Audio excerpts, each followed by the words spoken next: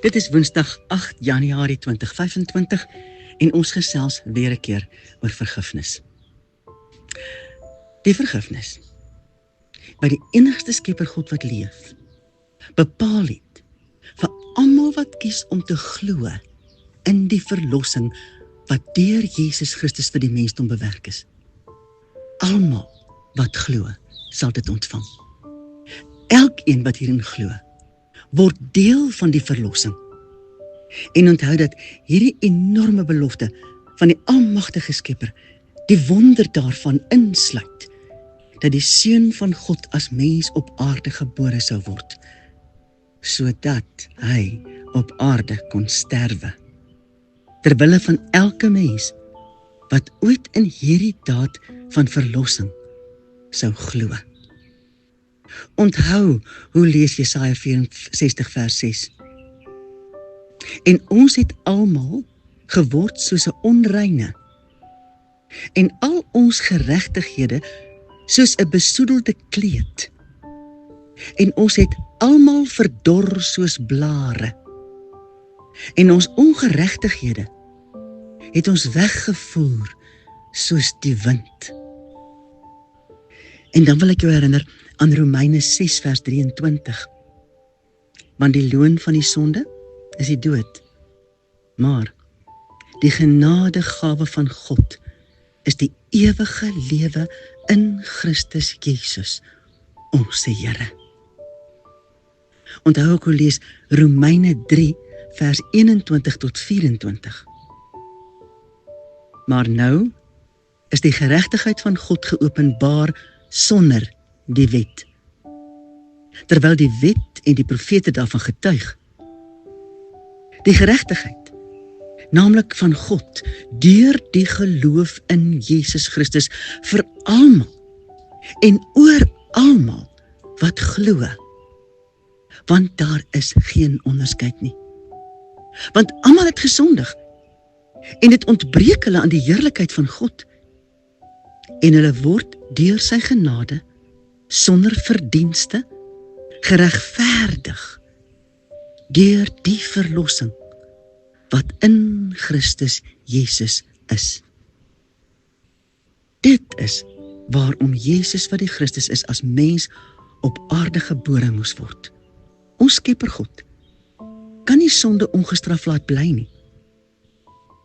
Dit is nie wie hy is nie. Vir ons om self te boet vir ons sonde sou beteken dat ons self daarvoor sou betaal in die vlamme van die hel. Sjoe, net om my woorde te sê, laat my ril. Maar waarom moes Jesus op hierdie aarde gebore word? Sodat hy op aarde kon sterf, hy moes sterf, terwille van elkeen wat ooit sou glo in hierdie enorme verlossingsdaad. Prys ons Vader God, dat hy sy eie seun gestuur het as die perfekte offer, wat die oortreding van die ganse mensdom sou kon uitwis. Dit is waarom ons Messias, Jesus wat die Christus is, as mens op aarde gebore moes word. Weet jy, en volgens ouens wat navorsing doen oor hierdie dinge, word dit beweer dat ons Messias min of meer 33 jaar oud was toe hy sy openbare bediening begin het. Op 33 is geen mens meer 'n tiener nie. Alles ten opsigte van sy aardse lewe is deur Jahwe Elohim bepaal. Dit was die wil van die Vader, dat die openbare bediening van ons Messias eers op daardie ouderdom sou begin. Dit is onmoontlik om hoegenaamd te dink dat ons Messias tot op die datum of tyd wat hy sy openbare bediening begin het, sommer net sou rondsit en wag om uitgestuur te word. O nee, hy sou verseker in die huis van Josef en Maria gedoen het wat elke oudste seun in daardie dae homself mee besig gehou het, in die huishouding van sy ouers. Oorlewering het dit dat Josef 'n skrynwerker was. Maar ek het meermale die voorreg gehad om besoek af te lê in die Nazareth Village in Nazareth in Israel. Dis 'n baie kosbare plek. waar ouens wat deel is van 'n sendingorganisasie 'n redelike groot stuk grond gekoop het in die moderne tyd, in die moderne stad van Nasaret.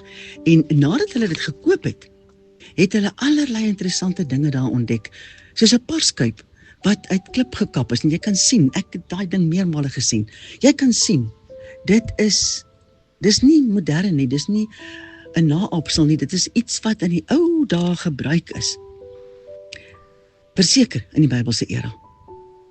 Maar in hierdie fasiliteit, by Nazareth Village, het gidse my geleer, dat daar 'n belangrike fout ingesluip het, met die vertaling van die Bybel, ten opsigte van Josef, ons Messias se grootmaakpa. Want ons lees dat hy 'n skrynwerker was. En skrynwerkers werk tog met hout, nie waar nie? Nou het hulle wel ook daar voorbeelde van instrumente wat 'n skrynwerker in daardie tyd sou gebruik het. Maar hulle verduidelik dat hout in Israel nog altyd baie skaars was. Onthou dat Moses in die tabernakel akasiahout moes gebruik. En weet jy, dis doringbome se hout. En dit was for the suffering Christ. Toe Salomo later die tempel moes bou, moes hy sederhout uit Libanon laat kom. Seder, for the reigning Christ. Die belangrike punt is, daar was nie goeie hout in Israel nie. Mense het hulle huise van klip gebou. En hoogstens is deure en bedekking voor vensters van hout gemaak, maar klip, ja. Veral in die omgewing van Nasaret is daar steeds vandag ongelooflik baie klip net waar jy kyk. Daar is dus genoeg rede om te glo dat die gedagte van 'n skrynwerker 'n vertaalfout was.